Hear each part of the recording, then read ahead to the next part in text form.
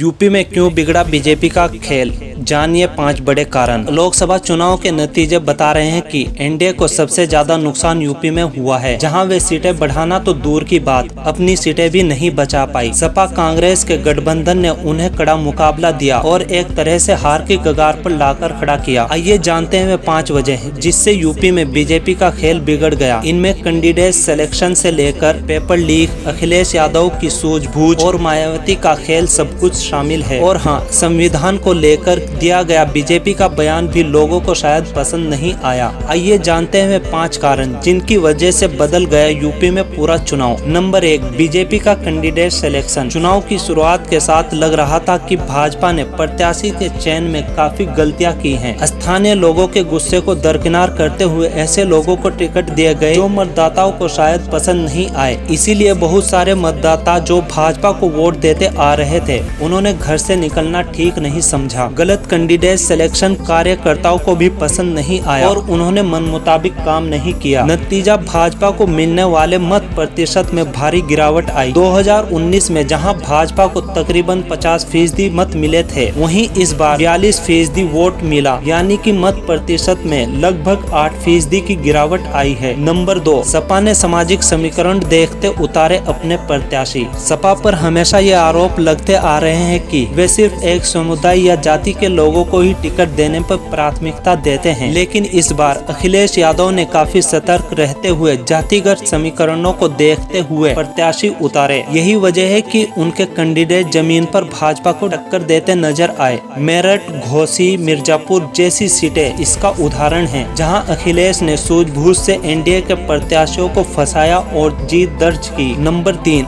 भाजपा को संविधान बदलने की चर्चा पड़ी भारी। प्रधानमंत्री नरेंद्र मोदी ने जैसे ही 400 पार का नारा दिया, भाजपा के कुछ नेता दावा करने लगे कि 400 पार इसलिए चाहिए क्योंकि संविधान बदलना है। कांग्रेस और सपा ने इसे आरक्षण से जोड़ दिया और दावा किया कि भाजपा इतनी ज्यादा सीटें इसलिए चाहती है ताकि वे संविधान बदल सके और आरक्षण खत्म कर सके। दलितों और ओबीसी के बीच ये बात काफी तेजी से फैली और नतीजा वोटों के रूप में सामने आया। कई जगह दलित सपा कांग्रेस गठबंधन की ओर जाते नजर आए। नंबर 4, नौकरी और बार बार पेपर लीक। भाजपा सरकार पर लगातार ये आरोप लगते आ रहे हैं कि वे नौकरी नहीं दे पा रहे हैं, पेपर लीक हो जाते हैं, इसके लिए कोई पुख्ता इंतजाम नहीं किए जाते। बहुत सारे युवा वर्षों से प्रतियोगी परीक्षाओं की तैयारी कर रहे हैं, लेकिन अब उनकी उम्र निकल रही है, वे परीक्षा नहीं दे पा रहे हैं। युवाओं में ये एक बड़ा मुद्दा था। इसी वजह से जमीन पर भारी संख्या में युवा भाजपा से काफी नाराज दिखे। मतों में भी ये बात साफ झलककर सामने आई। नंबर 5, मायावती के कैंडिडेट ने बिगाड़ा भाजपा का खेल। मायावती ने चुनाव में ऐसे कैंडिडेट उतारे